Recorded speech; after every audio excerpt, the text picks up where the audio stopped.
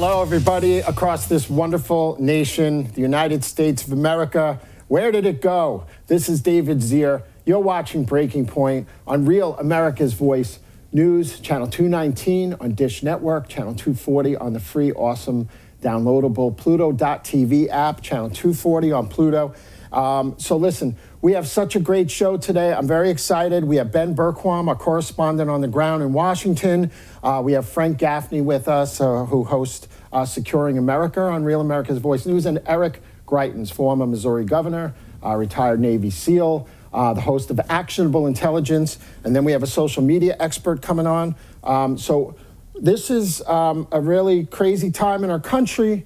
It's cancel culture. Star of The Mandalorian was fired because she had a free speech post, and it really was a pretty good post. It's really terrible. She was canceled off the show. So, you know, this is more of a fight of the regular working guy who opens the gates for his crews in the morning at 4 in the morning every day, the deli owner, the intergenerational small business owner. They're dying off. The lockdowns are killing them. So this is a fight against the institutional bureaucracy at local, state, and federal levels, the massive monolithic pension system. It's less about Republican and Democrat or liberal and conservative, even though there's, you know, a big fight going on in those areas. But, you know, the gravitas of the pension system is really something where public employees can make $70,000, $200,000, $500,000 a year. Well, the average American makes $50,000. And the benefits they get are extraordinary. And Trump was trying to knock down the establishment a little bit, get some, you know, get some help for the forgotten man. And that's what's going on in this country. And he was destroyed for it because the establishment on many levels, including Republicans, went after him viciously. And then you have the fourth estate on top of a Democratic-run administration now, which is a mouthpiece for the Democratic Party. It's really terrible. So you have to watch Real America's Voice News. If you want the truth, this is the network to be watching all the time. We have the best shows, we have the best coverage, and we're protecting free speech. And we are going to bring you the truth. And we're tired of being told that we are bad people for being good people. And up is down, down is up. The lockdown states have 11, 13% unemployment. The red states have 4 to 6. And they have, you know, a half to 2/3 of the deaths per capita of the blue states. So these lockdowns were a mistake.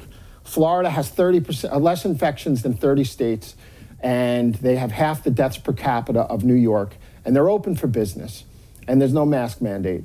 So I think there's a lot of lies going on, but we're going to continue to fight for you, the American public. Washington is a Soviet-style propaganda state right now with troops in the street, National Guardsmen taken away from their families for weeks at a time. I'm sure most of them don't want to be there, and there's no real threat down there, and it's a joke. So I want to segue into bringing you Ben Bergquam, who's our field correspondent on the ground. He's everywhere in the United States. He's an advocate, you know, for these people, these forgotten people out there. Ben, welcome to the show. Thanks, David. It's great to be back with you. Yeah, I'm very excited to have you on today. You know, there's a lot going on. You're covering the impeachment at the Capitol. You're in a paramilitary state down there with lockdowns and businesses going under in D.C. People can't even go get a burger.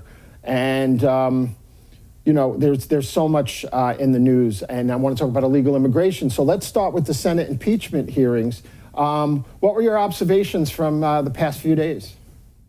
Well, first, you can't help but notice the chain link, the fence and barbed wire behind me, and that is, you know, that's a representation of what we're living in Washington, D.C. It really feels like a militarized zone. It feels like a Soviet-style government compound. You know, it used to be, you can see with the Capitol and the Supreme Court were the place, our houses, we the people, the sovereigns of this nation. It has become they the government, and they have walls erected now to keep we the people out and to protect the elites in this nation. It's just a shame. I grew up loving this country, you know, loving the Washington, D.C. When I came here as a child, it was such an honor and so inspirational. The tours that we did to see the history, and now I would not bring my family back here. It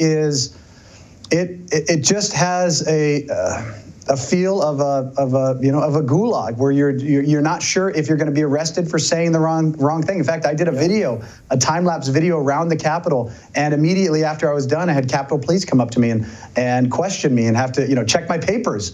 I mean, it's that feel, and as that's happening, the second Senate impeachment sham is continuing.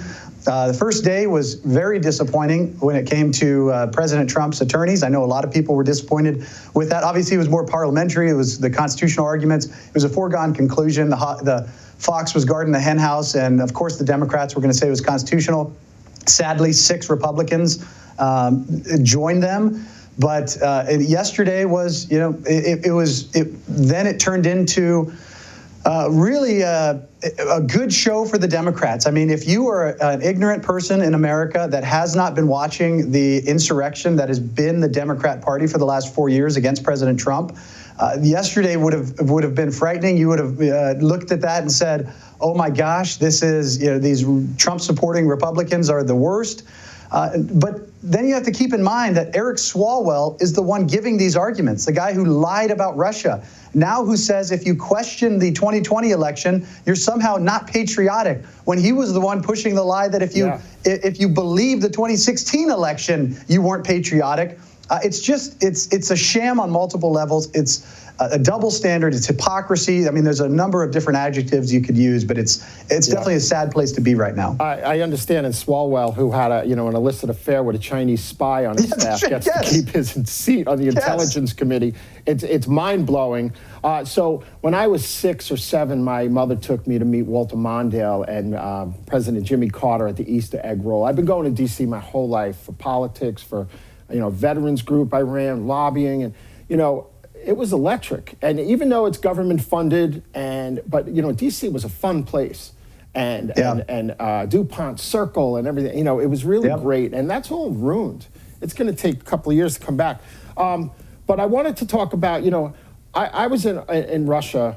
1986 in Moscow, and there were tanks in the street and people marching outside the Kremlin. This is like the same exact thing where you're very uncomfortable and there's an ominous feeling. But getting back to the Senate impeachment trial, 44 Republicans voted to declare the proceedings unconstitutional, signaling that the 2/3 majority needed to convict is far from being achieved, and Trump will likely be acquitted. Do you think that's still going to be the case? Well, I don't see how it can't be. I mean, if you voted that this was unconstitutional, that the hearing in and of itself was unconstitutional, then regardless of what is said in the hearing, you have to vote to acquit.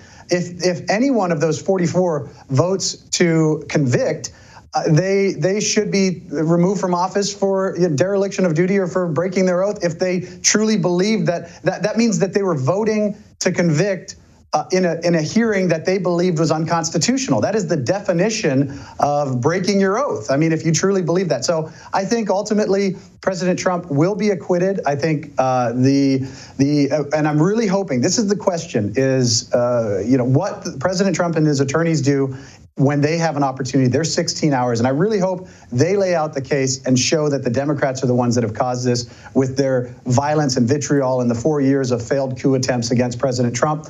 And what I'm hearing from people on the ground is they want to see the evidence for the voter fraud that President Trump was never able to give because the courts wouldn't hear it and the media wouldn't play it. So, it'll be very interesting to see. But ultimately, those 44 representatives have to vote no because they said really, they shouldn't even be in the room if they believe it's unconstitutional. Yeah, I understand. And Antifa and BLM are still rioting in the streets down in D.C. That's really the only threat. That's the only threat. That's right. Right?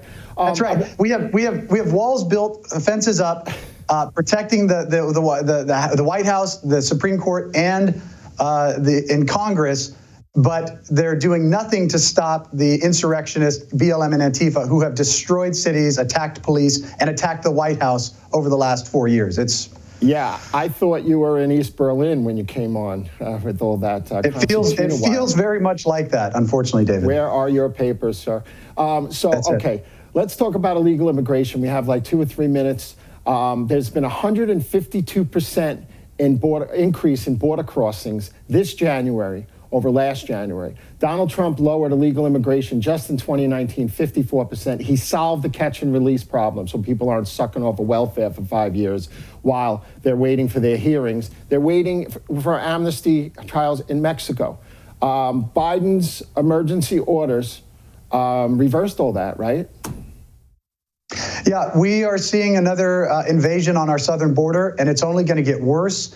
Everything that the Democrats are doing, they're destroying jobs, they're killing pipeline jobs, pipe fitter jobs, and they are destroying our southern border again. Everything that you see coming out of this regime is designed to undermine this country, and we're going to see that. If you live on the southern border, your life is now in danger again. And I'm going to be heading back down there to New Mexico with some of my friends in the days to come to cover what's actually happening, where the caves are set up, where the smugglers bring children in, where the drug traffickers are trafficking. It is a war zone down there again, and it is the only people that this is benefiting, these open border policies are benefiting, are the cartels in Mexico's and the global crime syndicates. This is the Democratic National Committee.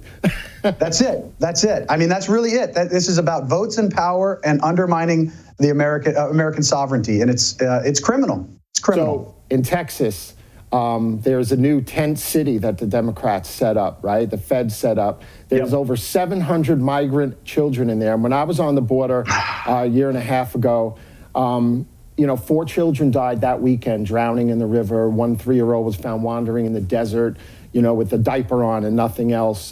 Trump saved thousands of lives, and he saved the lives of thousands of Americans by reducing the crime. There were 550,000 felonies from 2011 to 2017 in the state of Texas alone, with like 4,000 murders, 7,000, 8,000 rapes.